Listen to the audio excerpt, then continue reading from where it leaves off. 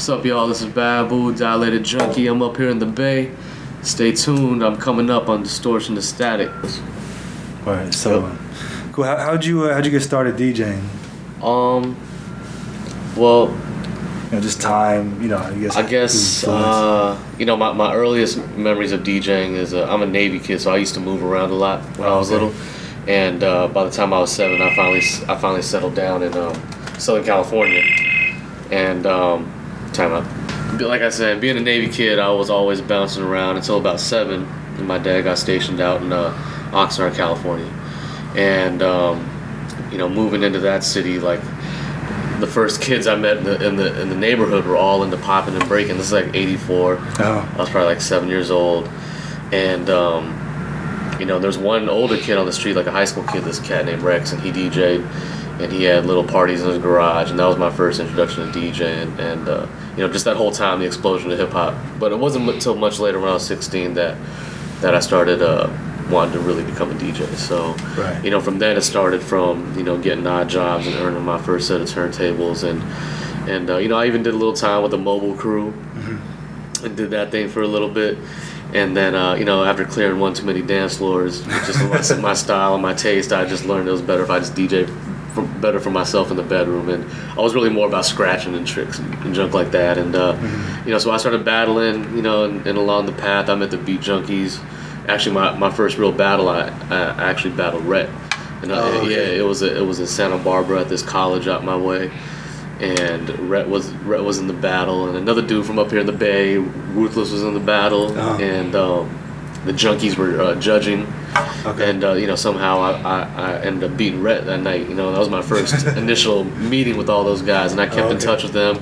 I'd see them at more battles, and as time went on, we all became real good friends aside from all the scratching and turntables and stuff. So, so I started rolling with Beat Junkies, and we're doing our thing for a second in the whole turntable and the DJ battle scene, and that's a lot of cats know me through DMC videos and junk like that. And along that time, I moved out to LA to manage Fat Beats in LA, and for those who don't know, Fat Beats in LA is like the hip hop record store, the place to be. And being over there, I met Evan Rock. They were independently selling the record, and I was like the co-manager at the store. So, I remember Evan Rock just physically going from Rainbow to the pressing plant straight to Fat Beats to bring their new 12 inches, and so I was already a fan, and and it just snowballed for me. Doing some scratches in the studio, doing a couple local shows, and before you knew it, I became the third member of the group. So, and that's pretty much in a nutshell what I've been doing. So. Okay. Do you want to just say the members of Beat Junkies, just in case there's people out there that don't know? Definitely. Shoot, I might forget some people here. There's so many of us. Melody, J-Rock, Rhett-Matic, Shortcut, D-Styles, Curse, What, Mr. Chalk, Icy Ice, Symphony, Havoc, and I hope to God I didn't forget anybody. I think that's everybody.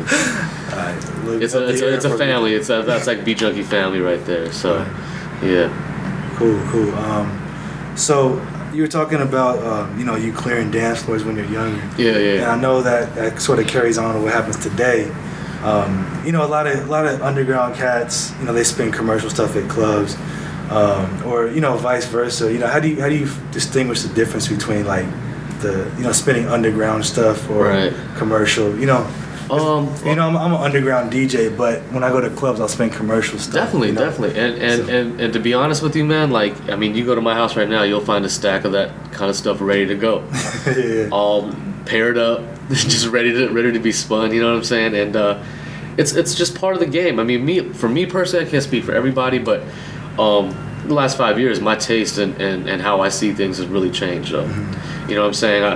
I still very much, my home is underground, but just being that I roll with Dilated and we're signed to a major label rap group, signed to a major label with Capital, I'm like, I see the other side of the fence and see how big a business it is to sell records, man. And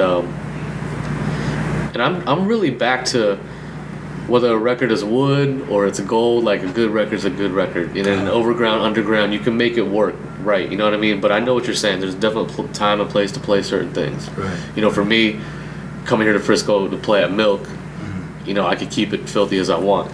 You know what I mean? But if I were to go and do a spot, you know, on KBL real quick, you know what I mean, it would probably have to be Ludacris, Clips. You know what I'm saying? And I like that junk too, you know what I mean? But you know, for me personally, I've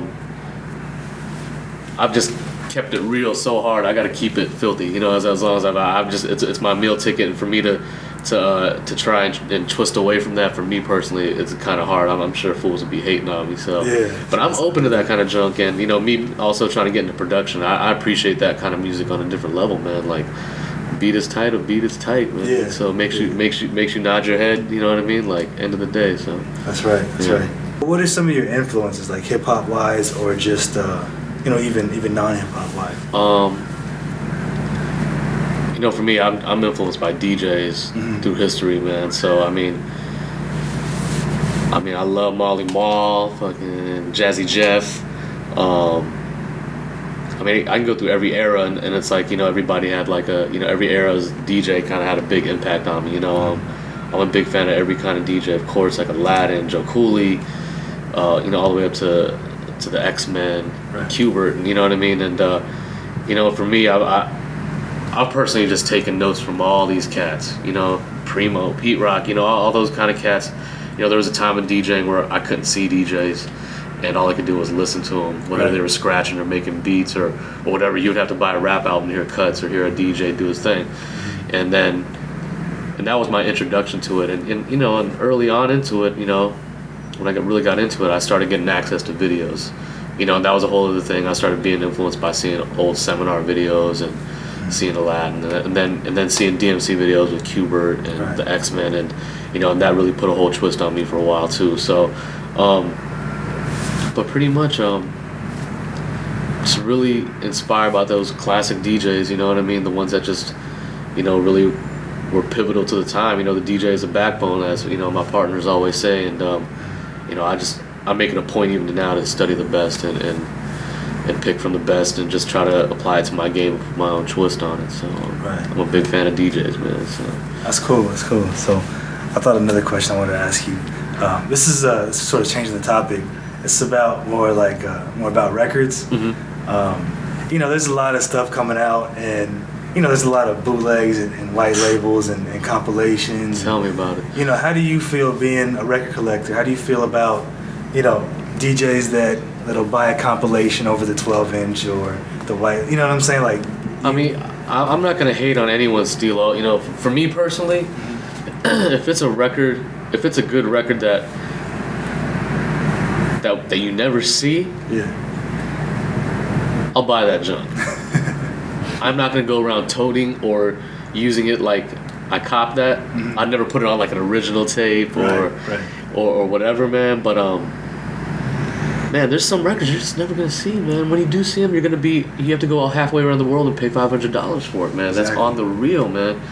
And on top of that too, man, let's say you do have the original, man. I mean, a lot of them records you don't even want to take out the crib, man. You know what I'm saying? I know cats who are like, you know what I mean? They barely play the record, and when they pull it out, it's like all, you know what I mean? Like, you know what I mean? So, I mean, on that, it enables a DJ to go out and play that record, man. Normally, that he wouldn't even take out, man. You know what I mean? Right. I mean, shoot, man. If they reissued like Ninth Wonder Bubblegum, like, oh my God. I mean, cause I got that record, but I really wouldn't take it out the crib, man. You know what I'm saying? Like, I really wouldn't take a David Porter record out the crib or just some illy. But that's just me personally. You know what I mean? But I'm not mad at it, man. You know what I mean? I think it just further educates people who missed it, man. You know what I mean? It's another way to look at it, like, you know, this beautiful music's being passed on to a different generation. You know what I mean? And I know there's purists who are like, you know, if a cat is going out, going around the club saying he's a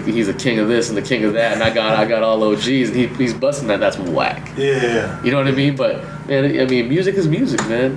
I mean, you're really not gonna tell unless you're some kind of audiophile. Oh, that's not the original pressing. I can hear it. Yeah. You know what I mean, or whatever. You know what I mean? So, you know. It's wax. It's good to me. So.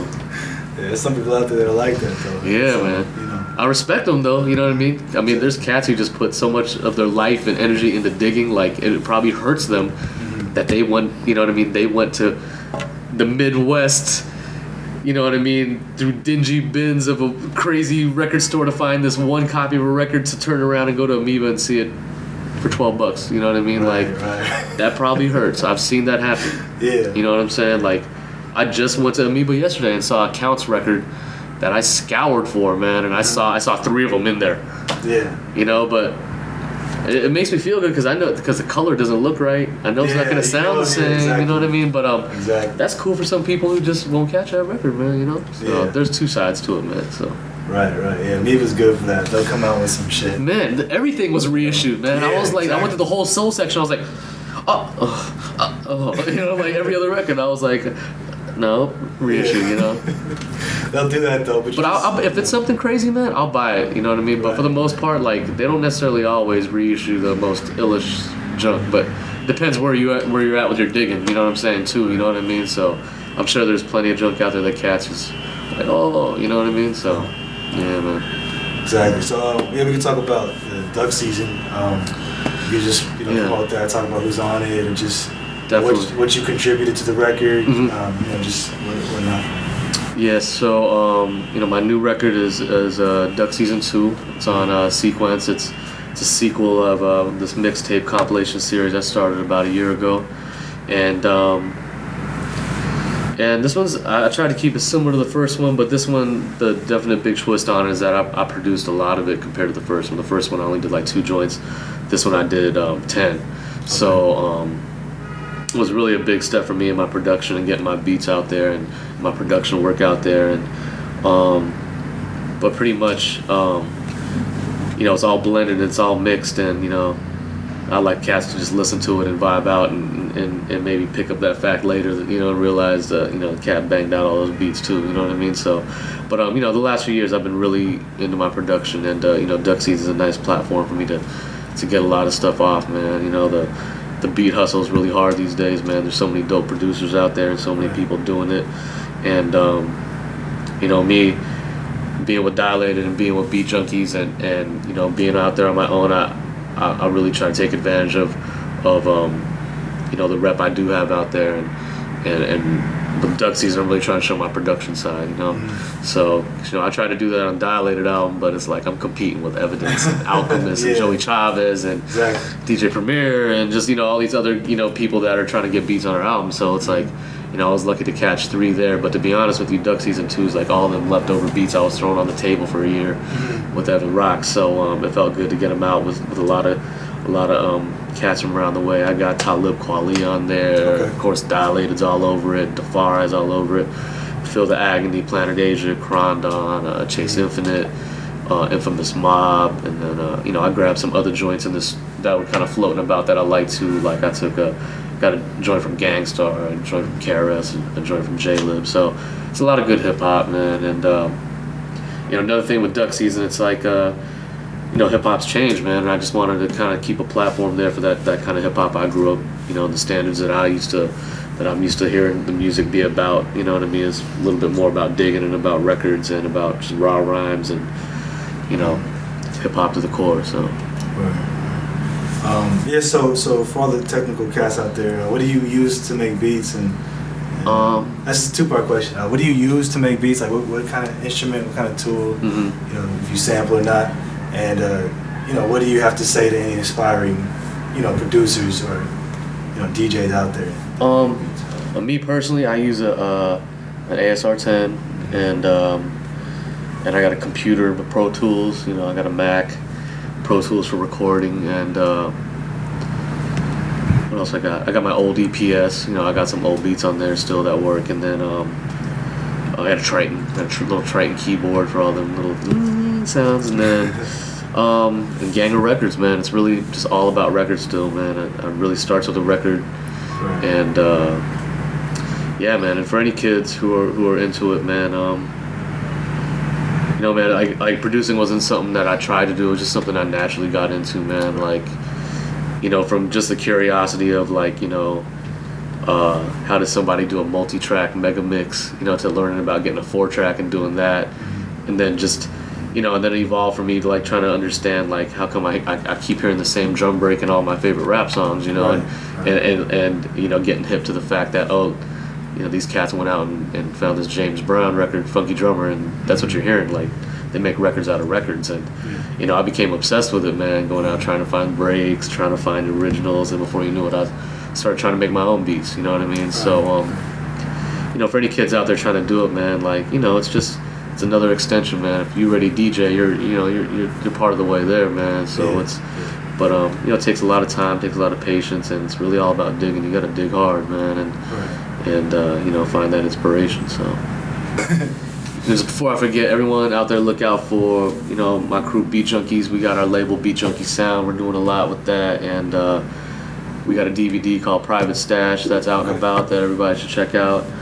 Of course, a new Dilated record, February 2004, Neighborhood Watch, coming very soon.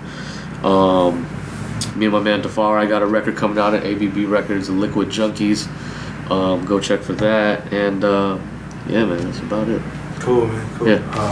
I guess the trend now is just sampling songs that have already been sampled, or just right. Because I guess my plight in hip hop, just listening to the radio, is that there's no sort of variety for someone who's into hip hop to listen to. There's always the throwbacks and the fit in, right. This sort of rapping style and this sort of content.